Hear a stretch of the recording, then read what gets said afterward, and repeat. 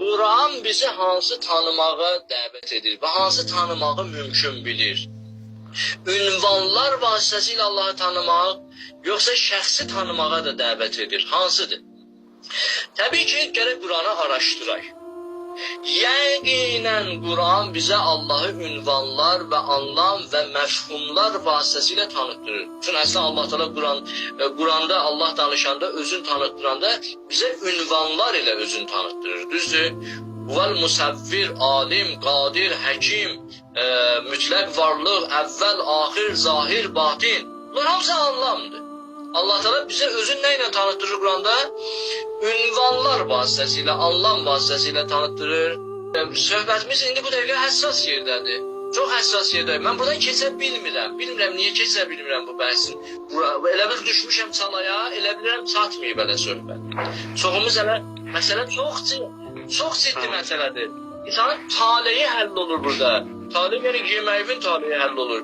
Sən əgər anlam həddində qalsan, məfhum həddində qalsan, düşüncə həddində, yəni təsəvvürlər həddində qalsan Allahı tanımaqda, yəni ki, heç o Allaha ibadət də eləməmişsən.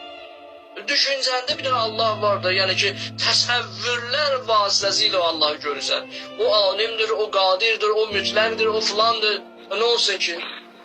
Yəni, əgər bu həddə qalsan, bu həddə mümkün olsa, yəni insan bu həddə tanıya bilsə, da qutardı, ondan başqa mümkün deyil, özünü o Allah üçün öldürməyə dəyməz daha. Şəhid olasan, can verəsən, öldürəsən özünü onun yolunda. Bu söhbətləri yığışdırmaq lazımdır. Dinin də dükanı bağlanır. Əgər Allahla şəxsi kontakta girə bilməsən, Allahla qidalana bilməsən, Allah sənə vitamin çatdırmasa beyni və mənəvi. Onda o Allahdan nə feyz aparacaqsan? Bəli, onsuz da biz indi Allahdan feyz aparırıq. Əsas sual, o Allahı anlam və təsəvvürlər vasitəsilə tanıdığın Allah üçün oruç tutmağa dəyər ya dəyməz, ac qalmağa dəyər ya dəyməz. Əsən oruç nəyə görə tutursan?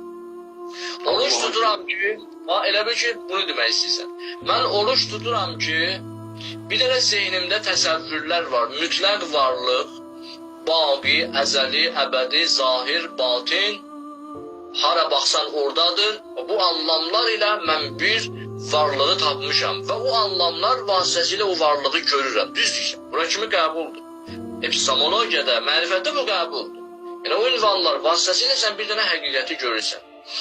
Amma indi de görüm, sən həmin o anlamlar vasitəsilə düzəltdiyin Allah, zeynində düzəltdiyin Allah, ona görə ac qalmaya dəyər ya dəyməz. Niyə ac qalırsan?